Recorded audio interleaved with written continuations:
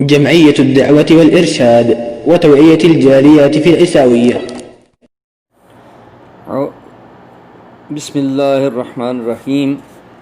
الحمد للہ وحدہ والصلاة والسلام علی من لا نبی بعدہ وعلی آلہ وصحبہ اجمعین ومن تبعہم بإحسان الی یوم الدین. درس السابع صحیح اسلامی عقیدے کا آج 7واں درس ہے. جمعیت الدعوہ والارشاد العیساویہ سعودی عرب سے 7ویں درس کی ابتدا ہو رہی ہے. عصر حاضر میں مارکس و لینن اور دوسرے داعیان الحاد و کفر کے ملد و پیروکار جن افکار و آراء کو اپنائے ہوئے ہیں وہ بھی کفر ہے اور انبیاء علیہ السلام کے لائے ہوئے صحیح عقیدے سے متصادم ہے. ان ملدوں کا بنیادی عقیدہ لا الہ ولا حیات یعنی کوئی معبود نہیں اور مادہ ہی زندگی ہے. ان کے بنیادی عقائد میں جنت و دوزخ اور تمام ادیان کا انکار شامل ہے. جو بھی ان کی کتابوں اور لٹریچر کا مطالعہ کرے گا وہ ان کے عقیدہ کی خرابی جان لے گا. اس میں کوئی شک نہیں کہ یہ عقیدہ تمام آسمانی مذاہب کے منافی ہے اور اس کے ماننے والوں کو دنیا و آخرت میں بدترین انجام کا سامنا کرنا ہے. بعض اہل تصوف وہ باطنیت کا ان کے مظلومہ اولیاء کے متعلق یہ عقیدہ بھی سراسر خلاف حق ہے کہ وہ تدبیر کائنات اور دنیا کے انتظامات میں اللہ کا ہاتھ بٹاتے ہیں. وہ اپنے ان معبودوں کو اوتاد، اغواس، اقطاب وغیرہ اور دوسرے خود ساختہ ناموں سے یاد کرتے ہیں. اللہ تعالیٰ کی ربوبیت میں یہ بدترین شرک ہے اور حق تو یہ ہے کہ زمانہ جاہلیت کے عربوں کے شرک سے بھی ان کا شرک بدتر ہے. اس لیے کہ کفار مکہ اللہ کی عبادت میں شرک کرتے تھے، اللہ کی ربوبیت میں شرک نہیں کرتے تھے. پھر ان کا شرک فراخی کے زمانہ تک محدود تھا. وہ مشرکین مکہ تنگی اور پریشانی کے وقت وہ عبادت کو اللہ تعالیٰ کے لیے خاص کر لیتے تھے. ان کے متعلق اللہ کا فرمان اعوذ باللہ من الشیطان الرجیم بسم اللہ الرحمن الرحیم فَإِذَا رَقِبُوا فِي الْفُلْكِ دَعَوُا اللَّهَ مُخْلِصِينَ لَهُ الدِّينَ فَلَمَّا نَجَّاهُمْ إِلَى الْبَرِّ إِذَا هُمْ يُشْرِكُونَ. جب یہ لوگ کشتی پر سوار ہوتے ہیں تو اپنے دین کو اللہ کے لیے خالص کر کے اس سے دعا مانگتے ہیں. پھر جب اللہ انہیں بچا کر خشکی پر لے آتا ہے تو یک یہ شرک کرنے لگتے ہیں. جہاں تک اللہ تعالیٰ کی ربوبیت کا تعلق ہے تو وہ اس کا اعتراف کرتے تھے کہ وہ صرف اللہ تعالیٰ کے لیے مخصوص ہے.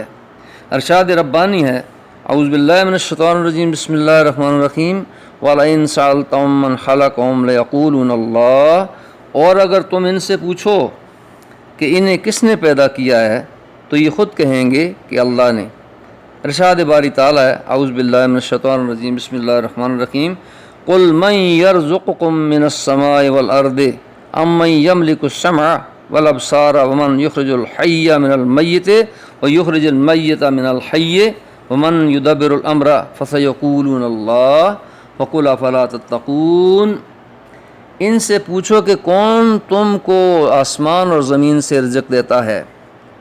یہ سماعت و بینائی کی قوتیں کس کے اختیار میں ہیں؟ کون بے جان میں جاندار کو اور جاندار میں سے بے جان کو نکالتا ہے؟ کون اس نظم عالم کی تدبیر کر رہا ہے؟ وہ ضرور کہیں گے کہ اللہ.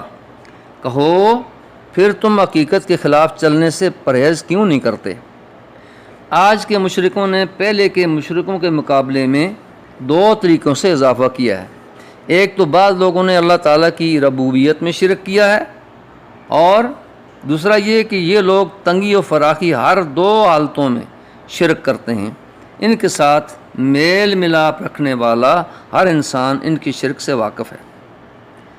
جیسے کہ مصر میں حسین اور بدوی کی قبر، عدن میں عبد الروس کی قبر، یمن میں ہادی کی قبر، شام میں ابن عربی کی قبر اور عراق میں شیخ عبد القادر جیلانی کی قبروں کے علاوہ دوسری مشہور قبروں پر جو کچھ کیا جاتا ہے اس کو دیکھا جائے تو معلوم ہوگا کہ کس طرح عوام ان کے بارے میں غلو کا شکار ہوئے.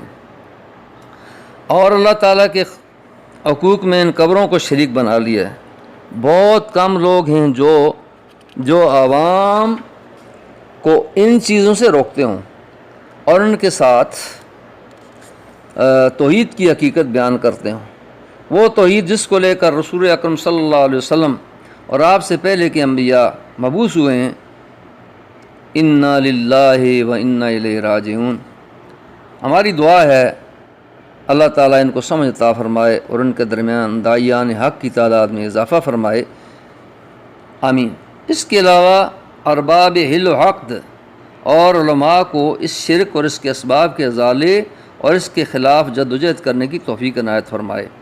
اس کے علاوہ جہمیہ اور معتزلہ جو اللہ کی صفات کا انکار کرتے ہیں اور تمام صفات کمال سے اللہ تعالیٰ کی ذات کو عاری اور معطل سمجھتے ہیں، اور ان کے ہم مسلک دوسرے اہل بدعت کے عقائد میں بھی اسماء و صفات کے متعلق صحیح اسلامی عقیدہ سے متصادم ہیں، جس کے نتیجے میں اللہ تعالیٰ کی ذات پاک کا معدوم اور جمادات و ناممکنات کے قبیل سے ہونا لازم آتا ہے۔ اللہ تعالیٰ نے ان کے نظریے سے بہت بلند ہے۔ اس طرح وہ لوگ بھی اس زمرہ میں شامل ہیں جو بعض صفات الہیہ کا انکار کرتے ہیں، مثلاً اشاعرہ، جس بات سے بچنے کے لیے انہوں نے بعض صفات کی نفی کی ہے اور ان کے دلائل کی تعویل کی تھی، دراصل ان کی بعض دوسری صفات کا اقرار کرنے سے وہی بات لازم آتی ہے۔ مگر اہل سنہ نے اللہ کے حق میں ان اشیاء کی حقیقت کو تسلیم کیا ہے جس کو خود اللہ یا اس کے رسول صلی اللہ علیہ وسلم نے باری تعالیٰ کے حق میں ثابت کیا۔